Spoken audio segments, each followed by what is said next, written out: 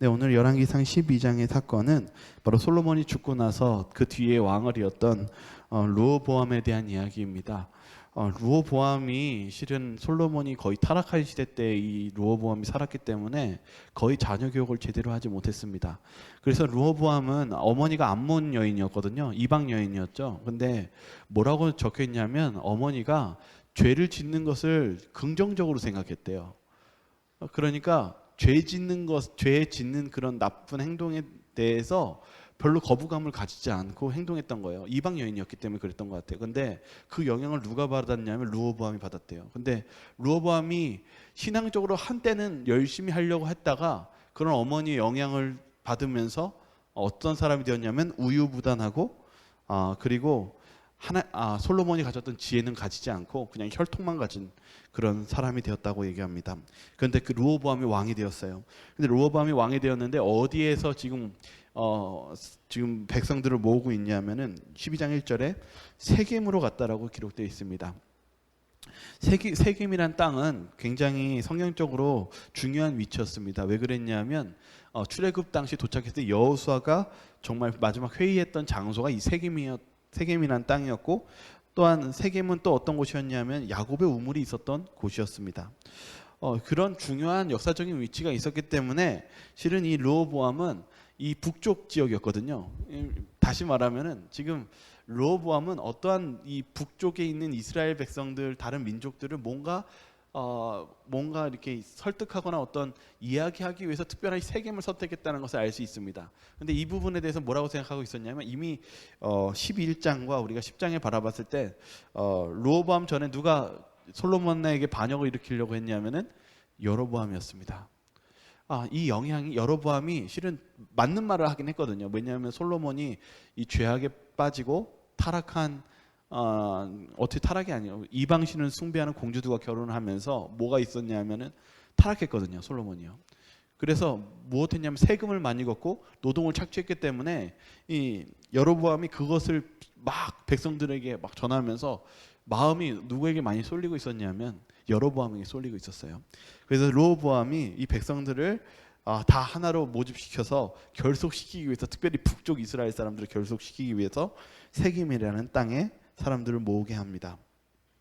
그래서 한 일이 무엇이었냐면은 2절에 보면은 여로보암이 솔로몬 애굽으로 도망갔다는 이야기를 하죠. 그러니까 그 영향력이 있었다는 것을 남기는데 3절과 4절에 이렇게 얘기합니다. 4절 보시면 왕의 아버지가 우리의 멍에를 무겁게 하였으나 왕은 이제 왕의 아버지가 우리에게 시킨 고역과 매운 무거운 멍에를 가볍게 하소서. 그러면 우리가 왕을 섬기겠나이다.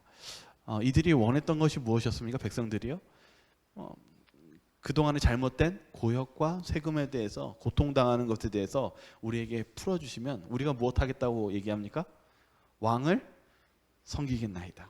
이렇게 얘기했어요. 르호보암이 뭐라고 대답했냐면 3일만 시간을 달라고 이야기합니다. 근데 우리가 르호보암을 통해서 어떤 문제가 있는지를 이제 조금씩 보도록 하겠습니다. 르호보암이 어떻게 하냐면 6절과 7절에 배울 점이 있어요. 6절과 7절 한번 읽어볼까요? 시작. 르호보암 왕이 그의 아버지 솔로몬의 생전에 그 앞에 모셨던 노인들과 의논하여 이르되 너희는 어떻게 충고하여 이 백성에게 대답하게 하겠느냐. 대답하여 이르되 왕이 만일 오늘 이 백성을 섬기기는 자가 되어 그들을 섬기고 좋은 말로 대답하여 이르시면 그들이 영원히 왕의 종이 되리이다 하나. 네, 르호보암이 누굴 찾아갔어요? 그냥 노인이 아니에요. 솔로몬, 네, 왕을 모셨던 여기 주석은 뭐라고 했냐면은 나이가 많은 것을 얘기하는 것보다 오히려 경험이 많았던 왕을 잘 모셨던 신하들에 대해서 이야기합니다. 다시 말하면 지혜가 있고 경험이 많았던 사람에게 물어보는 것이었습니다. 그래서 뭐라고 대답이 왔냐면은 어떻게 하라 해요? 좋은 말로 다독이면서 이야기해라. 좋은 말로 하십시오. 그러면 그들이 영원히 왕의 종이 될 것입니다. 이렇게 얘기했어요. 그런데 이제 문제는 그 다음이었어요. 8절에 보면은 르호보암이 어떻게 했다라고 기록하고 있냐면 왕이 노인들의 자문하는 것을 버리고 자기와 함께 자라난 어린 사람들과 의논하여, 이렇게 시작합니다. 또 다른 자문을 구하는데 누구한테 자문을 구하냐면은 자기 친구들이요. 자기 친구들이 뭘 요구하는지 좀 보도록 하겠습니다. 11절이에요. 11절 그들이 왕의 그 충언을 뭐라고 얘기하는지 한번 읽어볼게요. 내 아버지께서 시작. 내 아버지께서 너희에게 무거운 멍에를 매게 하였으나 이제 나는 너희의 멍에를 더욱 무겁게 할지라. 내 아버지는 채찍으로 너희를 징계하였으니 나는 정갈 채찍으로 너희를 징계하리라 하소서. 이 정갈 채찍이라는 게 뭐냐면 채찍에 바늘이 달려 있는 채찍을 얘기한대요. 그러니까 아버지는 채찍으로 너희들을 훈계했으나 나는 못하겠다는 거예요. 더 심한 통증으로 너희들을 다스리겠다 이렇게 얘기했어요. 지금 무슨 문제가 있었을까요? 이 르호보암에게요. 르호보암은요, 무슨 어떤 생각을 있었냐면 그들의 친구들이 착각하고 있었던 게 있었대요. 그들이 뭐라고 착각했냐면 그들이 말하는 이 고집스러운 이것이 원기왕성한 어떤 좋은 에너지라고 생각했고, 또 두 번째 그들이 자만하는 이 모습이 그들이 그것이 지혜라고 착각했대요. 우리가 실은 때로는 좋은 리더, 좋은 지도자 이렇게 생각했었을 때 어떤 여러 지도자가 있지만은 때로는 우리가 힘과 포악으로 다스리는 리더를 볼 때가 있습니다. 그러나 하나님께서 원하시는 리더는 실은 여기서 나오는 리더십이 없어요. 여로보암과 르호보암이 다 틀렸어요. 그렇지만 우리가 바른 리더십은 어디서 나올까요? 그것은 바로 하나님의 말씀에, 여기 오늘 이 12장 13장의 주제는 하나님의 말씀에 순종하는 리더십입니다. 하나님이 무엇이라 했는가, 이것을 지키는 게 되게 중요한 리더십을 얘기합니다. 근데 오늘 여기 보시니까 우리가 때로는 고집 피우고 그리고 그런 자만하고 있었던 것을 우리가 때로는 지혜로 착각하고 있지 않은지를 한번 우리는 생각해 볼 필요가 있습니다. 결국은 문제가 발생합니다. 여러분, 하나님의 방법대로 하지 않으면요 항상 문제가 발생합니다. 어떤 문제가 발생했는지 좀 보겠습니다. 15절에서 16절입니다. 같이 한번 읽어볼까요? 왕이 시작. 왕이 이같이 백성의 말을 듣지 아니하였으니 이 일은 여호와께 말미암아 난 것이라. 여호와께서 전에 실로 사람 아히야로 느밧의 아들 여로보암에게 하신 말씀을 이루게 하심이더라. 온 이스라엘이 자기들의 말을 왕이 듣지 아니함을 보고 왕에게 대답하여 이르되 우리가 다윗과 무슨 상관이 있느냐, 이새의 아들에게서 받을 유산이 없도다. 이스라엘아 너희의 장막으로 돌아가라. 다윗이여 이제 너는 내 집으로 돌아보라 하고 이스라엘이 그 장막으로 돌아가니라. 15절보다 16절을 먼저 볼게요. 16절에 뭐라고 했냐면은 이스라엘 백성들이 그 말을 듣고 어떻게 했어요? 뭐라고 얘기했냐면 이렇게 얘기했어요. 다윗이여 이제 너는 내 집으로 돌아와봐라. 이게 뭐냐면은 이제 당신은 당신 자손이나 당신 족속이나 잘 돌보라는 선전포고입니다. 만약에 우리를 간섭하면 우리가 그 후로는 묵인하지 않겠다라고 경고한 거예요. 다시 말하면 뭐 한 거예요? 끝난 거예요. 르호보암이 섣불리 그렇게 막 얘기하고 채찍을 들고 그렇게 나아갔었을 때 결국은 어떤 일이 벌어졌어요? 한 나라가 못하는 결과가 일어났습니까? 두 개로 쪼개지고 분열됐죠. 실제로는 실은 유다는 누가 나오냐? 베냐민하고 그리고 이 제사장 지파만 남았어요. 그리고 나머지 10지파는 다 10지파가 아니죠. 12 빼기 3이니까 이제 거의 9지파는 다 거의 대부분이 다 거기로 간 거예요. 북방 이스라엘로요. 여러분이 보셔야 되는 것은 오늘 여기 보시면 끔찍한 일이 벌어졌어요. 그 교만과 그리고 하나님에 대한 말씀보다 이 사람의 고집이 얼마나 무서운지를 오늘 이제 좀 바라보는데 분열이 일어났어요. 이 분열이 앞으로 이제 이스라엘 멸망 때까지 계속 합쳐지지 않고 이루어집니다. 그런데 이 부분에서 15절을 이렇게 이야기합니다. 이 일은 여호와께로 말미암아 난 것이라. 이 문제가, 나라가 쪼개진 게 하나님 때문에 일어난 일일까요? 왜 이렇게 기록했을까요? 실은 우리가 지난번에 배웠을 때 하나님께서 솔로몬에게 예언을 주셨어요. 너 이렇게 돼가지고 나라가 어떻게 된다고 그랬어요? 내가 쪼개진다고 그랬죠. 그리고 누구한테 준다고 그랬어요? 여로보암한테 뭐 한다고 그랬어요? 나라를 주겠다라고 얘기하면서 어떻게 보면 파멸 선고를 받았어요. 실은 이 일들이 누구 때문에 일어난 것 같습니까? 하나님 때문에 일어난 것 같습니까? 전혀 그렇지 않습니다. 이 일들의 결과는 결국은 이 르호보암이 뿌린 품성에 열매였습니다. 여기 주석은 뭐라고 얘기하냐면 이 부분에 대해서 솔로몬의 고집스러운 행위의 열매가 여기서 나타났다. 그가 방관하고 타락하고 결국은 그의 아들을 그들의 품성을 제대로 이끌지 못했을 때 결국 나라는 무슨 결과가 일어났어요? 그들의 품성이 하나님의 품성과 같지 않고 자신의 고집을 피운 이 결과로 어떻게 됐어요? 나라가 쪼개졌다는 것입니다. 우리는요, 우리의 삶 속에서 우리가 가지고 있는 나쁜 품성과 우리의 고집이 있다면은 그것이 앞으로 어떠한 영향을 끼치는지를 지금 이 역사를 통해서 보여주고 있다는 사실입니다. 좀 더 보죠. 17절하고 19절입니다. 그러나 시작. 그러나 유다 성읍들에 사는 이스라엘 자손에게 르호보암이 그들의 왕이 되었더라. 르호보암 왕이 역군의 감독 아도람을 보냈더니 온 이스라엘이 그를 돌로 쳐 죽인지라. 르호보암 왕이 급히 수레에 올라 예루살렘으로 도망하였더라. 이에 이스라엘이 다윗의 집을 배반하여 오늘까지 이르렀더라. 이 르호보암이 괘씸해요. 이놈들 이거 안 되겠네 이러면서 어떻게 했냐면은 누구를 보냈냐면 여기 성경에는 역군의 감독이라고 얘기하고 있어요. 이게 누구냐면은 이때 솔로몬이 막 성전 짓고 막 그런 우상신 짓고 했었을 때 이 감독하는 사람이 여기 아도람입니다. 그러니까 아도람한테 가가지고 야 얘네들 좀 말을 해가지고 좀 설득해가지고 빨리 데려와 이렇게 시킨 거예요. 그러니까 아도람이 이제 북방 이스라엘 사람들한테 찾아갔어요. 그러니까 사람들이 갑자기 어떤 마음이 들었을까요? 누가 왔어요? 우리 막 명령 내리고 막 감독시키고 막 일시키는 대표가 왔어요. 그들의 마음속에 뭐가 들었을까요? 전에 있었던 불쾌감과 아주 분노가 올라오면서 그를 어떻게 했어요? 아도람을요? 근데 죽였어요. 그 돌로 쳐 죽였다고 그러죠. 그만큼 그 분노가 휩쓸 올라간 것입니다. 근데 여기 보시면은 르호보암이 어떻게 했다고 얘기하냐면 그를 돌로 쳐 죽인지라. 르호보암이 왕이 급히 수레라는 거는 그가 가장 교통수단 중에서 제일 빠른 게 수레입니다. 그러니까 르호보암이 얼마나 급했는지 가장 빠른 그 수레를 타고 무엇했어요? 도망하였습니다. 르호보암의 성격을 여기서 이제 조금씩 볼 수가 있습니다. 르호보암의 성격이 잘 보니까 점차적으로 보니까 그의 행동하는 모습들이 어떤 것 같습니까? 지혜로운 것 같습니까? 그럼 어떤 것 같습니까? 저는 이런 거 볼 때 성격이 좀 급한 사람 같아요. 생각을 깊이 하지 않고 어떠한 결과를 도출하는 것이 아니라 금방 자신의 기분에 따라서 설정하고 그리고 그 결과가 안 좋게 되었을 때 어떻게 하는 사람이었어요? 그것을 뭐 대면하는 사람이 아니라 피하고 도망하고 맨날 마음이 바뀌는 그런 사람이라는 것을 알 수 있게 됩니다. 우리가 하나님을 떠나면은 흔들립니다.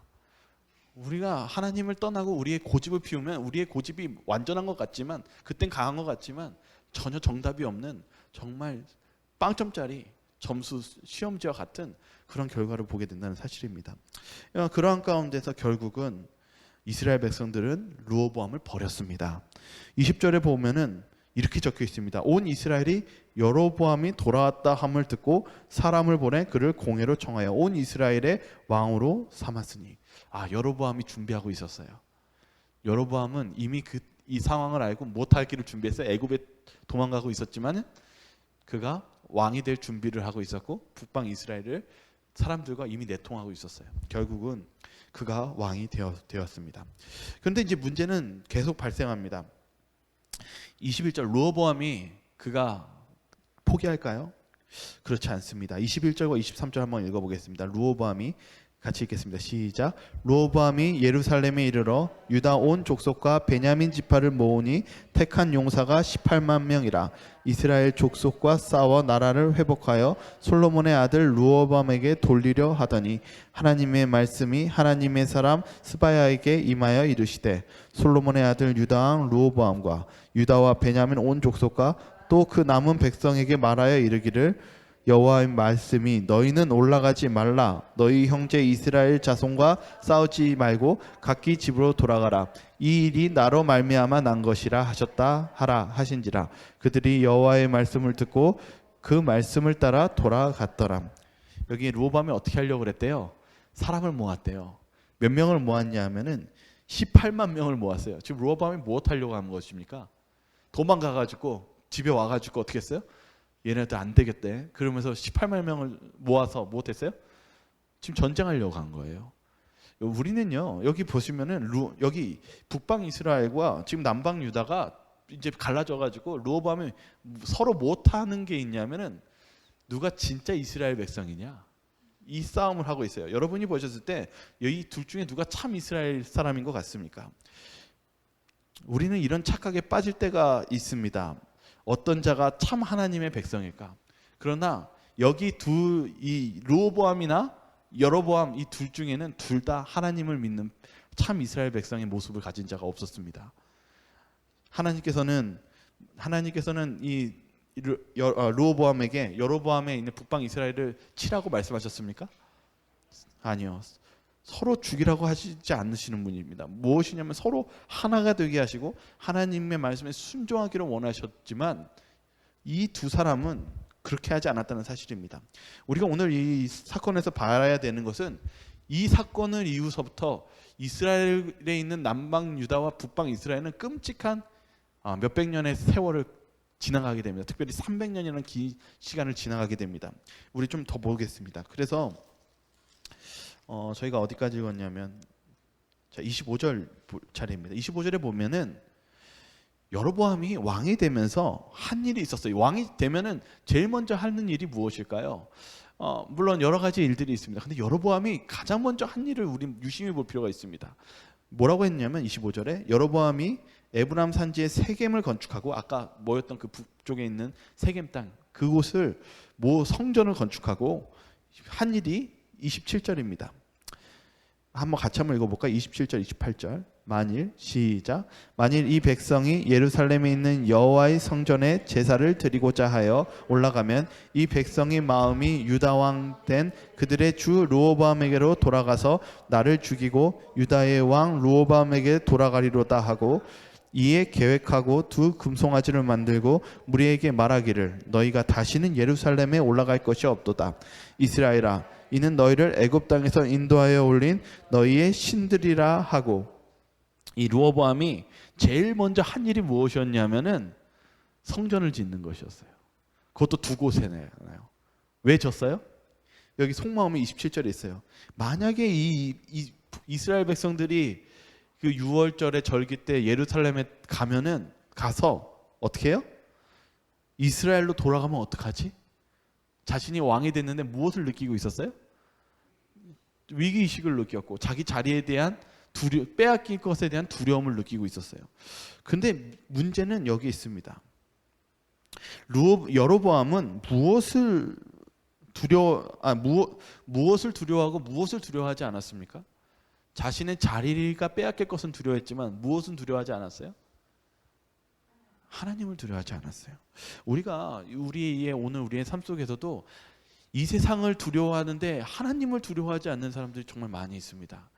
여로보암과 같이 그런 삶이 있었을 때 우리는 여로보암의 인생을 통해서 우리가 어떠한 여로보암의 인생의 결과가 있었는지를 우리는 좀 바라볼 필요가 있습니다. 그래서 여로보암이 어떻게 했는지 이렇게 적혀 있습니다. 31절에 그가 또 산당으로 짓고 레위 자손 아닌 보통 백성으로 제사장을 삼고. 어떻게 했대요? 산당을 짓고, 하나님이 짓지 말라는 산당을 두 개를 짓고 거기다 뭘 세웠어요? 금송아지를 세웠어요.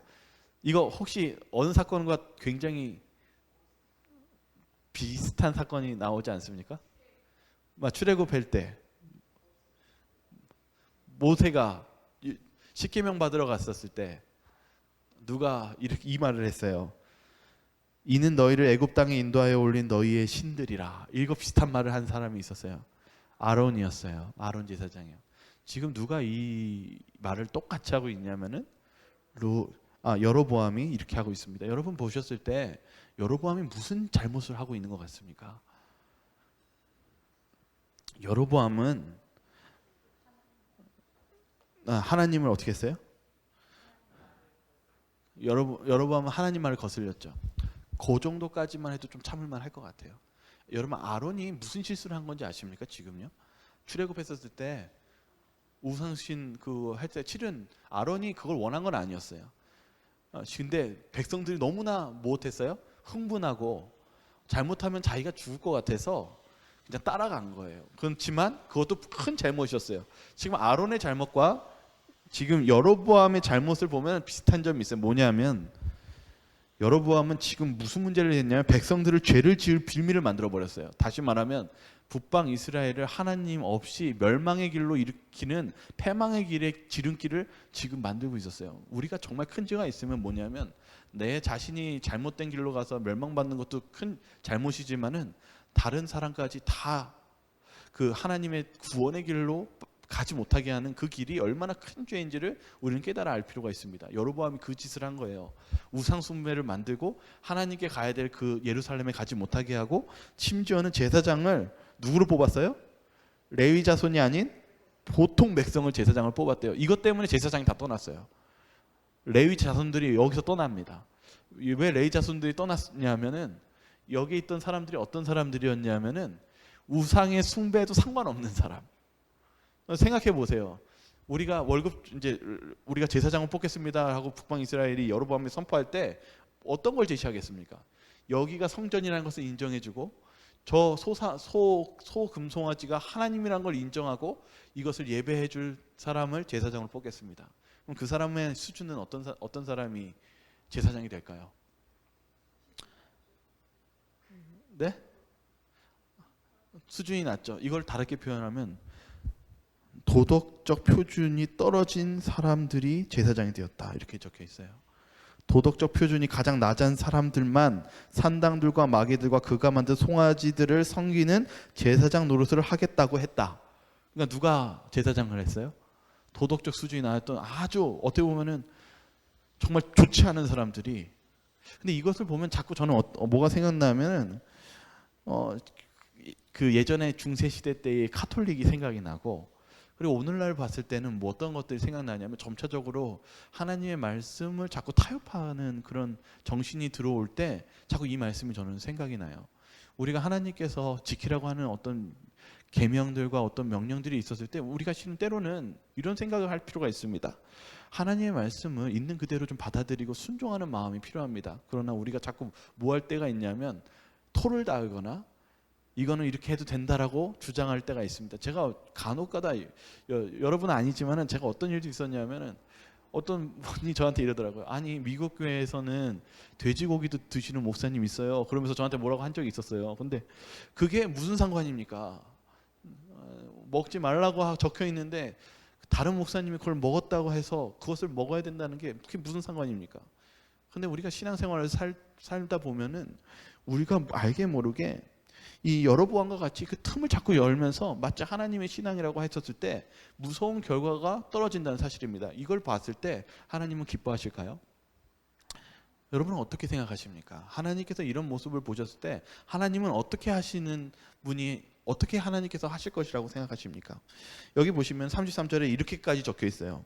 이 여로보암이 어떻게 했다라고 적혀 있냐면 그가 자기 마음대로라고 적혀 있죠.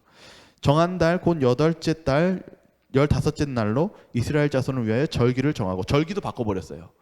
그리고 뭐라고 하냐면 베델에 쌓은 제단에 올라가서 분향하였더라. 지금 여로보암이 무엇까지 일을 했다고 하냐면 하나님의 절기도 바꾸고 심지어는 무엇까지 했어요? 자기가 제사장이 된 거예요. 대제사장이에요. 하나님께서 분명히 제사장은 누구에게 주셨습니까? 레위인들에게, 그리고 아론의 자손들에게 주었습니다. 근데 지금 여로보암이 바꾸기 시작합니다. 네. 아 그래요? 그건 잘 모르는데 같은 날이래요? 그게 그러면 우상 숭배랑 또 연관이 있겠군요. 그러니까 우리가 봤을 때 저는 이런 부분들을 봤을 때 안식일을 일요일로 바꾸는 이 계명과 이런 부분들도 하나님께서 어떻게, 여기 보시면 이제 하나님이 이제 굉장히 분노하시면서 선지자를 보내는 장면이 있거든요. 그러니까 우리가 하나님의 계명과 하나님의 말씀을 마음대로 바꾸는 것은 실은 있을 수가 없는 일입니다. 그리고 실제로 웃사가 하나님의 법궤만 만져도 죽었습니다. 근데 어떻게 하나님이 쓰신 글자를 누가 바꿀 수 있겠습니까? 작은 뿔이 그것을 말로 망령되게 바꾸려고 하고 그렇게 하지만은 실제로는 하나님께서 쓰신 것은 가까이 가면 죽습니다. 그래서 바꿀 수가 없는 것입니다. 우리는 때로 살아가면서 우리 스스로가 교만해진다는 것, 하나님 앞에 교만해진다는 것을 엄숙한 마음으로 우리가 바라볼 필요가 있습니다. 13장 보시면은 바로 그런 일이 일어납니다. 13장 1절 한번 같이 한번 읽겠습니다. 13장 1절입니다. 시작. 보라, 그때 하나님의 사람이 여호와의 말씀으로 말미암아 유다에서부터 베델에 이르니 마침 여로보암이 제단 곁에 서서 분향하는지라. 네, 누구 하나님이 어떻게 하냐면 바로 그때 하나님은 즉시 보냅니다. 문제가 발생하니까 그때 누구를 보냈어요? 하나님의 사람, 선지자를 보냈습니다. 하나님께서는 급하게 선지자를 이 북방 이스라엘로 보냅니다. 그리고 나서 그 제단 앞으로 보냅니다. 2절에 보면은 하나님의 사람이 제단을 향하여 여호와의 말씀으로 외쳐 이르되, 급박하게 갑니다. 제사를 지내는 중에 소리를 칩니다. 제단아, 제단아, 여호와께서 이와 같이 말씀하시기를, 다윗의 집에 요시아라 이름하는 아들을 낳으리니 그가 내 위에 분향하는 산당 제사장을 내 위에서 제물로 바칠 것이요 또 사람의 뼈를 내 위에서 사르리라 하셨느니라. 지금 이 선지자가요 예언을 하면서 경고합니다. 이제 그만해라. 우상 숭배 그거 하나님께 하는 게 아니다라고 경고합니다. 그걸 어떻게 얘기하냐면은 3절에 그날에 그가 징조를 들어 이르되, 이는 여호와께서 말씀하신 징조라. 제단이 갈라지며 그 외에 있는 재가 쏟아지리라. 아이 경고합니다. 이제 당신이 그런 우상에게 예배를 드리면 그건 하나님께 드리는 것이 아니고 그 증거가 어떻게 된다고요? 제단이 갈라진다는 것입니다. 여기서 여로보암이 사람들에게 어떤 영향을 끼쳤을까요? 여로보암은 제사를 지내고 있었던 중이었어요. 많은 북방 이스라엘 백성들은 여로보암의 말을 믿었어요. 이것이 이 제사가 누구에게 드리는 제사라고 믿었을까요? 하나님께 드리는 제사라고 믿었고, 여로보암은 하나님이 선택한 제사장이라고 믿었고 왕이라고 믿었어요. 왜냐하면 분명히 예언 속에 하나님이 여로보암을 무엇으로 세우겠다고 예언해 놓으셨어요? 왕으로 세워놓았기 때문에. 그런데 여러분 잊지 마셔야 되는 건, 성경에 뭐라고 했냐면 여로보암에게 이렇게 예언했어요. 내가 행한 대로 그 행실을 지키라라고 분명히 경고하셨습니다. 여로보암은 하나님이 왕을 뽑으신 이유는 하나님의 말씀대로 순종하는 왕이 되라고 뽑은 것이지, 하나님의 말씀에 불순종하며 자기 멋대로 하라고 하는 왕을 뽑으신 게 아니었습니다. 그런데 이스라엘 백성들이 그렇게 믿고 있었을 때 하나님은 선지자를 통해서 잘못된 것을 경고하셨습니다. 그래서 여기 보시면은 4절에 뭐라고 했냐면, 한번 4절 한번 읽어볼까요? 시작. 여로보암 왕이 하나님의 사람이 베델에 있는 제단을 향하여 외쳐 말함을 들을 때 제단에서 손을 펴며 그를 잡으라 하더라. 그를 향하여 편 손이 말라 다시 거두지 못하면. 여로보암이 화가 났어요. 하나님의 선지자가 그것에 대해서 경고하고 단이 쪼개질 것이라고 얘기하니까 여로보암이 뭐하고 있냐면 제사 지내는 중에 손을 들은 거예요. 손을 들었다는 것은 뭐예요? 실은 이 사람을 처단하겠다는 그 명령이고 강한 표정입니다. 근데 하나님이 어떻게 했냐면, 여기는 뭐라고 적혀 있어요? 손이 마르메라고 했죠. 손이 마비가 되었대요. 주석에서는 이게 손이 마비가 되었대요. 하나님께서 그 보낸 선지자를 죽이라는 명령을 내릴 때 하나님은 오히려 여로보암에게 손을 마비시켜 가지고 어떻게 하셨어요? 모든 사람이 보게 했어요. 모든 사람이 보고, 여기 보시면 뭐라고 적혀 있냐면 5절에 여호와의 말씀이 보인 징조대로 제단이 갈라지며 쪼개졌어요. 제단이요. 이스라엘 백성들이 그걸 보고 뭘 느꼈을까요? 왕이 죽이라고 한 손은 마비가 돼가지고 움직이지 못하고 쓰러지고, 제단은 자신들이 하나님께 바치고 있다는 제단은 반으로 쪼개져 버리고, 뭘 느꼈을까요? 공포심을 느꼈습니다. 그리고 자신들이 하는 일들이 하나님이 원하시는 일이 아니라는 것을 음성을 들었습니다. 여러분, 그런 음성이 들을 때 우리가 어떻게 하면 좋을까요? 여기 오늘 순종해야죠. 하나님은요, 왜 이런 말씀하세요? 하나님은 때론요 강하게 표현하신대요. 지금 이 하나님께서 보내신 이 선지자를 통해서 하나님께서 아주 강하게 그것이 잘못되었다라고 하시고 그걸 충격을 줘야 된 이유는, 그만큼 여로보암과 북방 이스라엘 백성들이 마음이 완악하고 잘 깨우치지 못했다는 거예요. 때로는 우리가 하나님께서 우리를 강하게 말씀하십니다. 그때 우리가 해야 될 일은 그 말씀을 듣고 깨닫는 것입니다. 근데 이제 그 말씀을 듣고 여로보암이 어떻게 반응하는지 보도록 하겠습니다.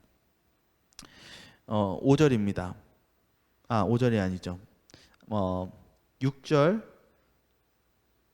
6절입니다. 6절 읽겠습니다. 시작. 왕이 하나님이 사람에게 말하여 이르되, 청하건대 너는 나를 위하여 내 하나님 여호와께 은혜를 구하여 내 손을 다시 성하게 기도하라.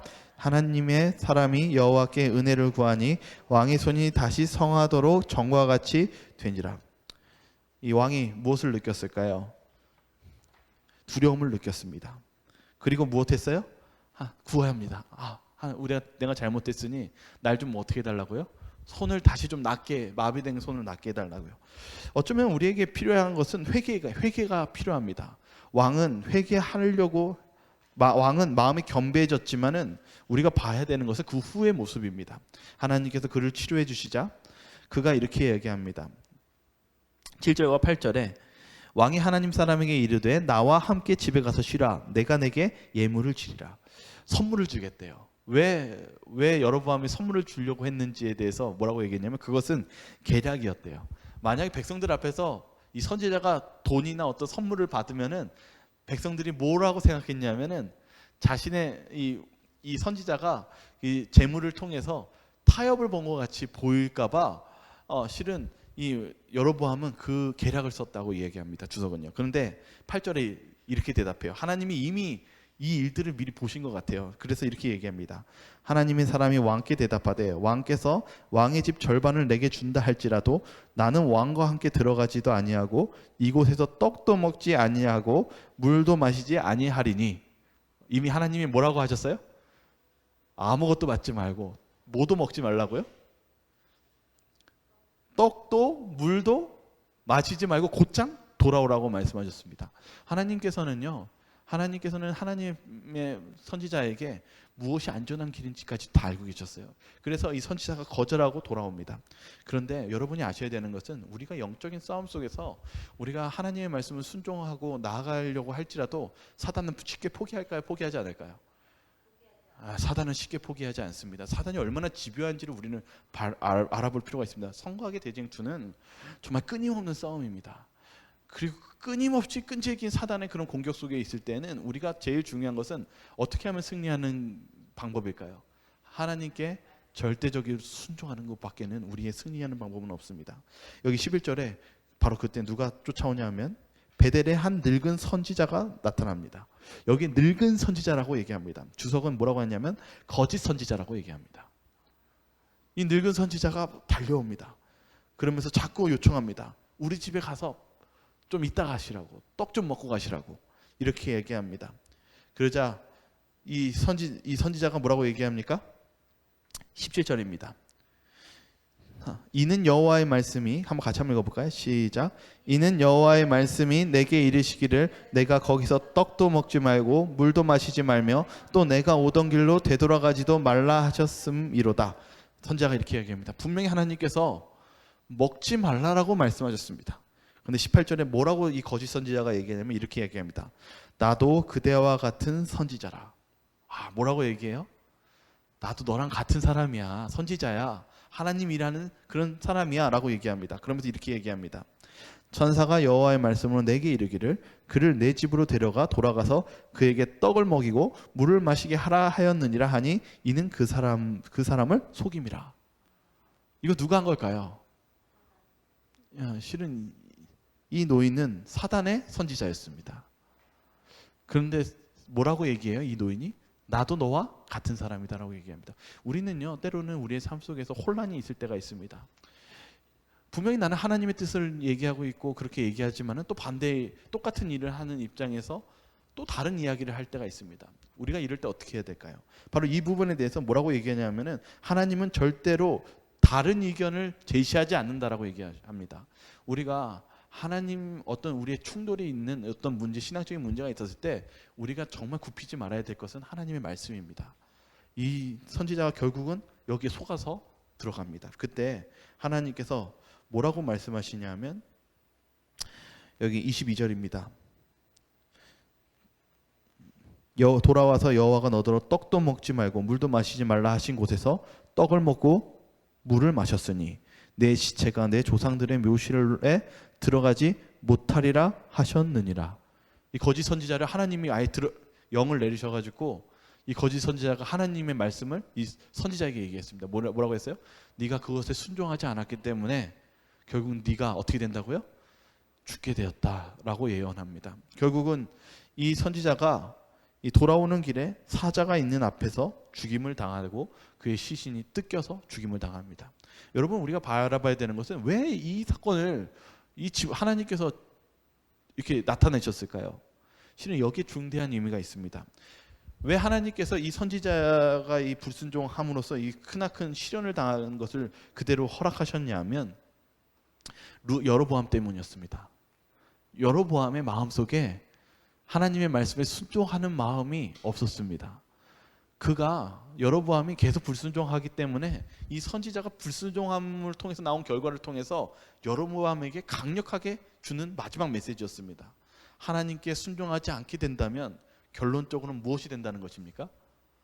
실은 파멸이 된다는 것입니다. 여로보암이 이걸 보고 말을 들었을까요? 여기 보시면 이렇게 적혀 있습니다. 13절 33절입니다. 33절 34절입니다. 한번 같이 읽겠습니다. 여로보암이 시작. 여로보암이 이 일 후에는 그의 악한 길에서 떠나 돌이키지 아니하고 다시 일반 백성을 산당의 제사장으로 삼되 누구든지 자원하면 그 사람을 산당 제사장으로 삼았으므로 이 일이 여로보암 집의 죄가 되어 그 집이 땅 위에서 끊어져 멸망하게 되니라. 여로보암이 돌이켰대요? 돌이키지 않았대요? 돌이키지 않고 심지어 또 제사장을 어떻게 했어요? 일반 사람을 또 타락한, 결국은 그 이스라엘 백성들이 도덕적으로 완전히 타락했습니다. 도덕적으로 낮은 사람은 제사장으로 뽑고 그런 제사장 밑에 누가 있겠습니까? 이 문제가 너무나 심각했기 때문에 그 후로부터 300년 동안 우상 숭배로 그 북방 이스라엘이 오염되었습니다. 그리고 결국은 남방 유다도 마찬가지로 솔로몬도 잘못했죠. 성전 옆에다가 뭘 졌냐면 우상들을 섬겨가지고 늘 앞에 가면 하나님께 예배드리러 가면 뭐가 항상 보였어요? 우상이 보였어요. 근데 여러분 이게 300년 동안 계속됐다는 것입니다. 끔찍하지 않습니까? 한 번의 교만과 한 번의 하나님에 대한 자기의 그런 하나님에 대한 불순종이 실은 이 나라를 다 멸망케 하는 그런 일을 벌어졌다는 사실입니다. 여로보암이요 오래 왕을 못해요. 결국은 그의 아들이 몇 개월 하다가 죽임 당합니다. 그들의 그 하나님에 대한 불순종이 결국은 짧은 그런 정말 한순간에 없어지는 그런 험한 인생이 되었다는 사실입니다. 그래서 14장에는 뭐라고 적혀 있냐면 여기 30절에 이렇게 적혀 있습니다. 르호보암과 여로보암 사이에 항상 전쟁이 있으니라. 원래 이스라엘은 한 나라였습니다. 한 나라에 있을 때 모든 주변에 있는 나라가 이스라엘을 공격하지 못했습니다. 너무나 강대국이었기 때문에 주변국들이 항상 이스라엘의 눈치를 보고 그리고 조공을 바칠 정도로 하나님의 축복을 받았던 나라였습니다. 그러나 하나님께 불순종하자 여로보암과 르호보암은 늘 이방 민족에게 공격을 당하는 약소 국가가 되었습니다. 그나마 그 이방 국가에게 공격이 멈추는 잠깐의 사이는 남방 유다, 북방 이스라엘이 서로 죽고 죽이는 전쟁으로 계속 살았습니다. 여러분 하나님께 떠나는 이 결과가 얼마나 추악한지를 이야기하는 것입니다. 그런데 이제 하나만 남았어요. 여기 어떤 게 예언이 되어 있냐면 아까 13장 2절에 예언이 남아 있었습니다. 13장 2절에 분명히 뭐라고 예언했냐면 그 하나님의 사람이 이렇게 얘기합니다. 하나님의 사람이 제단을 향하여 여호와의 말씀으로 외쳐 이르되 제단아 여호와께서 이와 같이 말씀하시기를 다윗의 집에 요시아라 이름하는 아들을 낳으리니 그가 내 위에 분향하는 산당 제사장을 내 위에서 제물로 바칠 것이요 또 사람의 뼈를 내 위에서 사르리라 하셨느니라. 누구에 대해서 이야기하고 있어요? 다윗의 집에 요시아가 다시 올 것이다 이렇게 얘기하고 있어요. 이게 누구냐면 바로 요시아 왕에 대해서 얘기해요. 요시아 왕이 누구냐면요 300년 후에 태어나는 왕입니다. 왕이 몇 살에 왕이 됐냐면 8살에 왕이 돼요. 이때 당시 성경도 다 없어졌어요. 어디 있는지 모르게 다 폐파한 거예요. 이 하나님을 저버리고 그런 정신이 결국은 300년 동안 하나님의 말씀을 잊어버리고 이 나라가 전체가 멸망당하고 힘들어지는 그런 상황이 되었을 때 누가 왕이 됐냐면 8살짜리 요시아가 왕이 되었어요. 그가 두려움 속에서 어떻게 해야 될지 모를 때 그때 성전에서 뭐가 발견했냐면 성전을 막 찾고 있다가 문을 이제 다시 좀 고치자 뭐 이렇게 하면서 하고 있는데 성경이 발견됐어요. 그 성경을 읽었는데 거긴 무엇을 발견했냐면 바로 이 성경절을 발견했습니다. 요시아와 다윗의 집에 요시아라 이름하는 아들을 낳으리니. 누구 이름이에요? 자기 이름이에요. 깜짝 놀랐어요. 그가 무엇을 한다고 했어요? 하나님께 분향하고 그리고 하나님께 제대로 된 제사를 지낼 것이라고 얘기했어요. 이 말씀 읽고 어떻게 했는지 아십니까? 8살짜리 요시야 왕이요. 이때 당시 대부분이 우상숭배에 빠졌어요. 우상 하나 치우면 잘못하면 죽습니다. 근데 요시야 왕이 그 우상들을 다 부시라고 하고 그 제사장들을 다 죽였어요. 심지어는 그 남방 유다의 그 솔로몬 때 지었던 그 오랫동안 있었던 항상 하나님의 성전 옆에 있었던 우상 문제도 다 부셔버렸습니다. 그가 왜 그렇게 했습니까? 요시야 왕은 어떤 사람이었냐면 기록된 대로 사는 사람이었어요. 그때 누가 있었냐면 예레미야가 젊은 나이에 있었습니다. 그때 그 나라가 다시금 회복되고 강한 나라가 되었습니다. 요시야가 정말 대단한 사람이죠. 그래서 성경에 뭐라고 적혀있냐면 그 전과 후에 요시야가처럼 마음을 다해서 뜻을 다해서 그렇게 하나님을 섬긴 자가 없었대요. 얼마나 감동스럽습니까? 요시야가 어린 그 나이서부터 39살에 죽습니다. 그런데 그가 있었던 동안에 많은 사람들에게 마음의 감동을 줬습니다. 그 중에 대표적인 사람이 예레미야였어요. 근데 애굽과 전쟁하는 중에 요시야 왕이 어떻게 됐어요? 젊은 나이에 죽었어요. 그때 그 애통한 마음으로 쓴 성경책이 애가입니다. 예레미야가 너무나 슬픈 마음으로 애가를 썼어요. 여러분 그것에서 뭐라고 적혀있냐면 예언의 신에서는 요시야 왕이 정말 많은 개혁과 많은 노력을 했지만은 이미 그동안의 깊은 세월 동안 너무 타락했대요. 그래가지고 많은 사람들이 이 마음을 고치는 것이 쉽지 않았대요. 그러함에도 불구하고 요시야 왕은 개혁을 일으켰고 많은 사람들에게 영향을 끼쳤고 그 안에 남은 백성들이 있었다는 사실입니다. 여러분 우리가 잊지 마셔야 되는 것은 하나님은 포기하시는 하나님이실까요? 여기 보시니까 정말 형편없는 두 왕이 나타났죠. 바로 그냥요. 둘 다 잘못했고 둘 다 너무나 못났습니다. 근데 하나님은 어떤 하나님이냐면 이 정도 되면 정말 이 사람을 어떻게 끝내야 되는 상황 속에서도 하나님은 선지자를 보내십니다. 가장 타락했을 때 아합 왕이 있었을 때에도 엘리야를 보내십니다. 엘리사를 보내십니다. 왜 그렇습니까? 하나님은 바로 타락한 자들을 구원하시는 것을 기쁨으로 여기시는 하나님이시기 때문이십니다. 하나님은 포기하시지 않으십니다. 그리고 끝까지 그들을 돌이키시기 위해서 계속적으로 나아가시는 그러한 하나님이십니다. 결국 그러한 하나님이 손길이 요시야 왕 때 펼쳐집니다. 그리고 그러한 영향을 예레미야에게 전달하고 또한 예레미야가 또 누구에게 전달합니까? 다니엘에게 전달하고 그러한 가운데 다시 성전이 회복됩니다. 우리가 이 믿음이라는 이 신앙을 우리가 쉽게 포기하지 마시기 바라겠습니다. 여기 봤을 때 정말 이렇게 망가뜨려가지고 큰 영향을 주지만 하나님께서는 포기하지 않으실 때 요시야라는 하나님의 일꾼을 세우고 하나님의 말씀에 순종하고 나아가니까 그 나라를 강하게 만들어주시는 하나님의 모습을 보게 됩니다. 그래서 마지막에 뭐라고 하냐면 여러분 참된 강한 하나님의 강한 나라가 되고 이 강한 민족이 되기 위해서 해야 될 일이 무엇일까요? 여기 제가 이제 여기 적어놓은 게 지금 안 보이는데 뭐라고 하냐면 어떤 거대함도 아니고요, 어떤 강한 힘도 아니고요, 그리고 우리가 뭔가 어떤 좋은 자리에 있어서 강해지는 게 아니래요. 돈도 아니고요. 뭐라고 했냐면 하나님의 말씀에 대한 충성심이라고 얘기하고 있어요. 여러분 충성심이 우리에게 필요하대요. 그 충성심이 우리를 강하게 만들어준다고 합니다. 그러니까 저와 여러분들도 그런 하나님께 충성하시는 그런 하나님의 백성이 되시길 바라면서 오늘 말씀을 마치도록 하겠습니다. 하나님 아버지, 오늘 열왕기상을 통해서 하나님께 참 불순종한 이 결과가 얼마나 추악한 영향과 그런 결과를 이끄는지 저희들이 오늘 배웠습니다. 아버지, 저희들의 마음속에서 늘 언제나 저희들의 잘못된 것들이 있다면은 저희들이 다시금 바른 길로 갈 수 있도록 저희들을 이끌어 주시옵시고, 저희들의 마음을 교만치 않게 하여 주시고, 저희들이 늘 언제나 겸손한 마음으로 주님께서 하시는 그 말씀에 충성하고 그리고 순종하는 아버지의 백성들이 되게 하여 주시옵소서. 저희들의 마음속에 늘 언제나 그런 아버지께 순종하는 마음으로 살아갈 때 그러한 마음들이 다른 사람에게도 잘 영향이 가서 그들에게 하나님의 사랑을 심어줄 수 있도록 도와주시옵시고, 저희들이 늘 언제나 이 복음을 전하는 이 사명을 잊지 않도록 저희들의 마음을 새겨 넣어 주시옵소서. 오늘 이 안식일도 저희들이 많은 수고와 염려가 있다면 아버지, 오늘 이 안식일 주님께 내려놓고 주님께 맡기기를 소망합니다. 아버지, 저희들의 이 문제를 받아주시옵시고 아버지께서 이 문제들을 저희들의 뜻, 저희들의 지혜로 푸는 것이 아니라 아버지의 지혜와 방법대로 풀어나갈 수 있도록 저희들에게 늘 언제나 지혜와 명철과 그리고 그 방법들을 깨우쳐 주시옵소서. 오늘 이 안식일 저희들 편안한 안식일 맞이하기를 소망하오며 사랑 많으신 예수 그리스도 이름으로 기도드립니다.